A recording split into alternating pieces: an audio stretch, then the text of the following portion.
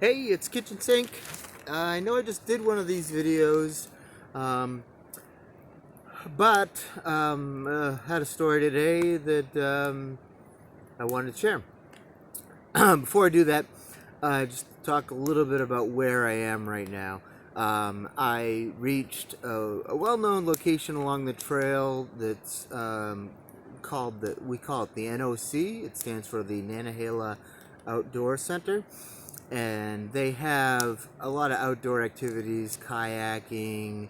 Um, there's a zip line. There's a tree house play set obstacle course for kids. A bunch of outdoor activities, and they also have cabins and bunks for people to stay in.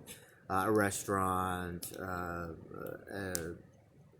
outfitter shop, grocery store. It's basically like its own little town. So anyway, I reached there today. It's pretty cool place to hang out. Most of the hikers I met today are all staying in one of the cabins or bunks. They're splitting the cost.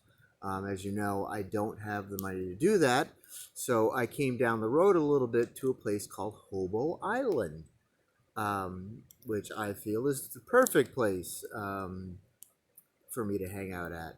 There's nobody here that I've seen. I'm the only one on this island. There are lots of abandoned fire pits and tent sites here. I found this perfect little spot right next to the water with a cliff edge right there. I've got a nice little fire going. You can see the water behind me. It's down a hill, so it's kind of secluded on all sides. I've got a grassy bed to lie on. You can see I'm all set to cowboy camp tonight. There's my bed. So yeah, I'm all set. So it's not what everybody else is doing, but it suits me just fine. Anyway, so what happened today? Well, first, a little TMI. It's pertinent to the story. So I am having some severe chafing on my inner thighs. It's very uncomfortable and a little bit painful. So anyway, with that in mind, I'm walking along today, and I bump into a young lady named Pickles, and she's a small, tiny framed young woman with a huge, what looks to be on her a very huge pack. So we were comparing extra items that we both had, and she mentioned that she had some moisturizing lotion, at which I said, "Oh, I've been wanting to pick up some moisturizing lotion for the aforementioned problem." And she said, "Oh, well, I was planning on getting rid of it. Why don't you take mine?" And so I said, "Sure. Trail provides. Sure." But I wasn't going to drop trial right there and put on the moisturizing lotion. So I continued along the trail. Now, it's worth noting that the trail today was very narrow. Narrow to the point that a misstep and you could roll off the hill. I came close a couple times. Thankfully, my hiking pole saved me. So anyway, that's worth noting just because there wasn't really any place I could stop to put the lotion on.